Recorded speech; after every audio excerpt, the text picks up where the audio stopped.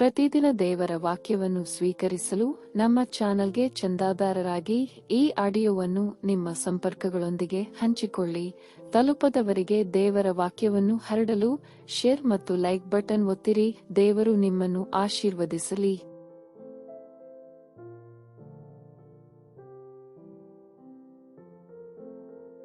ಬೈಬಲ್ನಲ್ಲಿ amen ಅನ್ನು ದೃಢೀಕರಣದ ಘೋಷಣೆಯಾಗಿ ಮತ್ತು ಪ್ರಾರ್ಥನೆಗಳು ಅಥವಾ ಹೇಳಿಕೆಗಳಿಗೆ ತೀರ್ಮಾನವಾಗಿ ಬಳಸಲಾಗುತ್ತದೆ.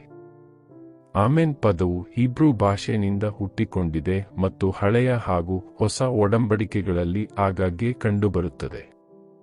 ಇದರ ಪ್ರಾಥಮಿಕ ಅರ್ಥ ನಿಜವಾಗಿ ಅಥವಾ ಹಾಗೇ ಆಗಲಿ ಎನ್ನುವುದು.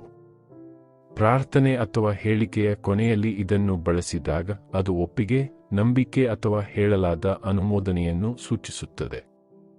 ಉದಾಹರಣೆಗೆ, ಪ್ರಕಟಣೆ ಪುಸ್ತಕದಲ್ಲಿ 3ನೇ ಅಧ್ಯಾಯ 4ನೇ ವಚನದಲ್ಲಿ ಯೇಸು ತನ್ನನ್ನು ಆಮೆನ್, ನಿಷ್ಠಾವಂತ ಮತ್ತು ನಿಜವಾದ ಸಾಕ್ಷಿ, ದೇವರ ಸೃಷ್ಟಿಯ ಆಡಳಿತಗಾರ ಎಂದು ಉಲ್ಲೇಖಿಸುತ್ತಾನೆ.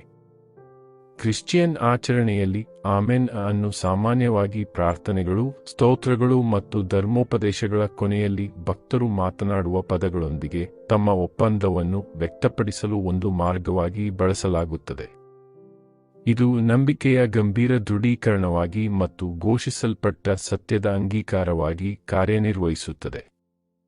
ದೇವರ ವಾಗ್ದಾನಗಳಲ್ಲಿ ನಂಬಿಕೆಯನ್ನು ವ್ಯಕ್ತಪಡಿಸಲು ಮತ್ತು ನಂಬಿಕೆಯಲ್ಲಿ ಪ್ರಾರ್ಥನೆ ಅಥವಾ ಹೇಳಿಕೆಯನ್ನು ಮುಚ್ಚಲು ಸಹ ಇದನ್ನು ಬಳಸಲಾಗುತ್ತದೆ.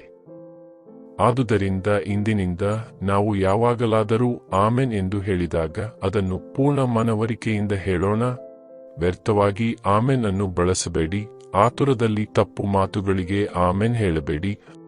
ಆಶೀರ್ವಾದಕ್ಕಾಗಿ ಆಮೆನ್ ಹೇಳಿ. ದೇವರ ವಾಕ್ಯಕ್ಕೆ ಆಮೆನ್ ಹೇಳಿ.